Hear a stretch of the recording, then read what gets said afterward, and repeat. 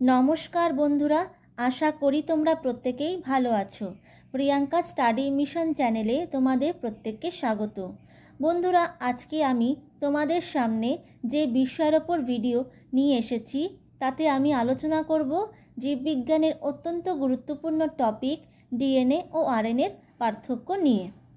তবে মূল ভিডিওতে যাওয়ার আগে একবার ডিএনএ ও আরএনএর বেসিক যে গঠন সেটি একটু দেখে নেওয়া যাক, যাতে আমাদের পার্থক্যগুলি বুঝতে অনেক সুবিধা হয়। এখানে দেখো, আরএনএর যে গঠনটি রয়েছে সেখানে রয়েছে একটি তন্ত্র,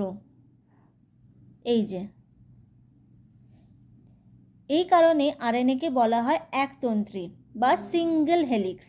আর ডিএনএর ক্ষেত্রে দেখো, এটি হচ্ছে একটি তন্ত্র আর এইটি হচ্ছে আরেকটি তন্ত্র, মানে দুটি তন্ত্র। তাই ডিএনএকে বলা হয় দ্বিতন্ত্রী বা ডবল হেলিক্স। এই আরএনএ এবং ডিএনএর ক্ষেত্রে যে তন্ত্রগুলি রয়েছে বা হেলিক্সগুলি রয়েছে সেটি হচ্ছে পলিনিউক্লিওটাইডের শৃঙ্খল। তো আরএনএর ক্ষেত্রে রয়েছে একটি পলিনিউক্লিওটাইডের শৃঙ্খল আর ডিএনএর ক্ষেত্রে রয়েছে দুটি পলিনিউক্লিওটাইডের শৃঙ্খল।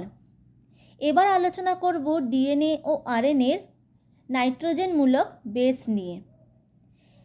ডিএনএ এবং আরএনএর ক্ষেত্রে দেখো, উভয়ের ক্ষেত্রেই রয়েছে অ্যাডেনিন, গুয়ানিন এবং সাইটোসিন নামক নাইট্রোজেনমূলক বেস। কিন্তু ডিএনএর ক্ষেত্রে রয়েছে যে 4 নম্বর নাইট্রোজেনমূলক বেস, সেটি হচ্ছে থাইমিন। আর আরএনএর ক্ষেত্রে সেই জায়গায় রয়েছে ইউরাসিল। তার মানে 3টি নাইট্রোজেন বেস অ্যাডেনিন, গুয়ানিন এবং সাইটোসিন ডিএনএ এবং আরএনএ উভয়ের ক্ষেত্রে থাকলেও ডিএনএর ক্ষেত্রে থাকে 4 নম্বর যে নাইট্রোজেনমূলক বেস, সেটি হচ্ছে থাইমিন। ডিএনএর ক্ষেত্রে ইউরাসিল থাকে না। আবার আরএনএর ক্ষেত্রে থাইমিন নাইট্রোজেনমূলক বেস থাকে না, তার পরিবর্তে থাকে ইউরাসিল নামক নাইট্রোজেনমূলক বেস। তো এবার আলোচনা করছি ডিএনএ ও আরএনএর মূল পার্থক্য নিয়ে।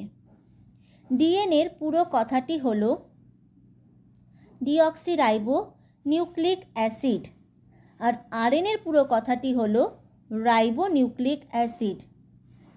ডিএনএ হলো দ্বিসূত্রক বা ডবল হেলিক্স যুক্ত, অর্থাৎ দুটি পলিনিউক্লিওটাইড শৃঙ্খল যুক্ত।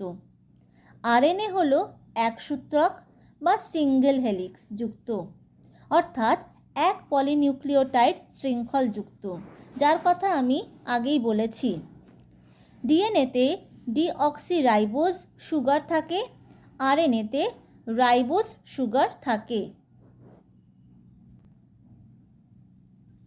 ডিএনএতে অ্যাডেনিন, গুয়ানিন, থাইমিন ও সাইটোসিন থাকে, ইউরাসিল থাকে না। আরএনএতে অ্যাডেনিন, গুয়ানিন, সাইটোসিন ও ইউরাসিল থাকে, থাইমিন থাকে না, যার কথাও কিন্তু আমি আগেই আলোচনা করেছি। পরের পার্থক্য, ডিএনএ রেপ্লিকেশনের মাধ্যমে নতুন ডিএনএ তৈরি করতে পারে, আরএনএতে রেপ্লিকেশন হয় না। তো ডিএনএ কিন্তু রেপ্লিকেশনের মাধ্যমে তৈরি হয়, আরএনএ কিন্তু ডিএনএর থেকে তৈরি হয়। ডিএনএ থেকে ট্রান্সক্রিপশনের মাধ্যমে আরএনএ তৈরি হয়, যেটি আমি আগের পার্থক্যের ক্ষেত্রেই বললাম যে আরএনএ তৈরি করতে লাগে ডিএনএ, এবং ডিএনএ থেকে ট্রান্সক্রিপশন পদ্ধতির মাধ্যমে কিন্তু আরএনএ তৈরি হয়। আর আরএনএ থেকে ট্রান্সলেশনের মাধ্যমে তৈরি হয় প্রোটিন। তো ডিএনএ থেকে ট্রান্সক্রিপশনের মাধ্যমে আরএনএ তৈরি হয়, আর আরএনএ থেকে ট্রান্সলেশনের মাধ্যমে তৈরি হয় প্রোটিন। পরের পার্থক্য, ডিএনএর সাধারণত কোনো প্রকারভেদ নেই। আরএনএ প্রধানত 3 প্রকার: এমআরএনএ মানে ম্যাসেঞ্জার আরএনএ, টিআরএনএ মানে ট্রান্সফার আরএনএ, আরআরএনএ মানে রাইবোজোমাল আরএনএ। ডিএনএ বংশগত বৈশিষ্ট্য বহন করে, অর্থাৎ জীবের মূল জেনেটিক বস্তু হল ডিএনএ। কিছু ভাইরাস ছাড়া অধিকাংশ জীবে আরএনএ কিন্তু বংশগত বৈশিষ্ট্য বহন করে না। আরএনএ এর প্রধান কাজ হলো কিন্তু প্রোটিন সংশ্লেষ করা। পরের পার্থক্য, ডিএনএ প্রধানত নিউক্লিয়াসের ক্রোমোজোমে পাওয়া যায়। এছাড়া কখনো মাইটোকন্ড্রিয়া ও ক্লোরোপ্লাস্টেও পাওয়া যায়।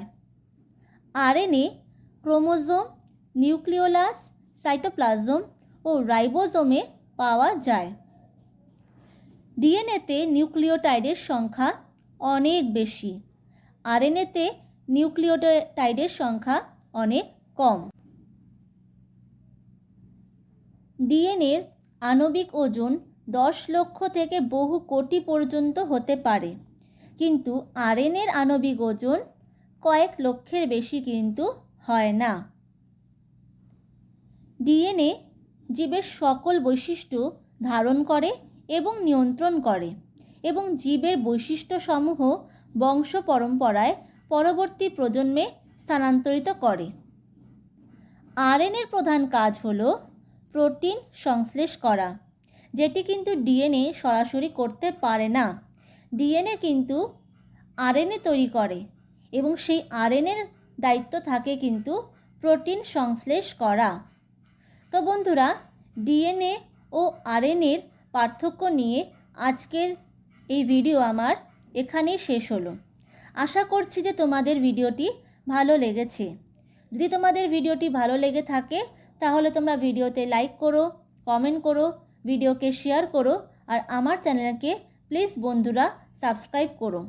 আর যারা অলরেডি সাবস্ক্রাইব করেছো তাদেরকে জানাই অসংখ্য অসংখ্য ধন্যবাদ।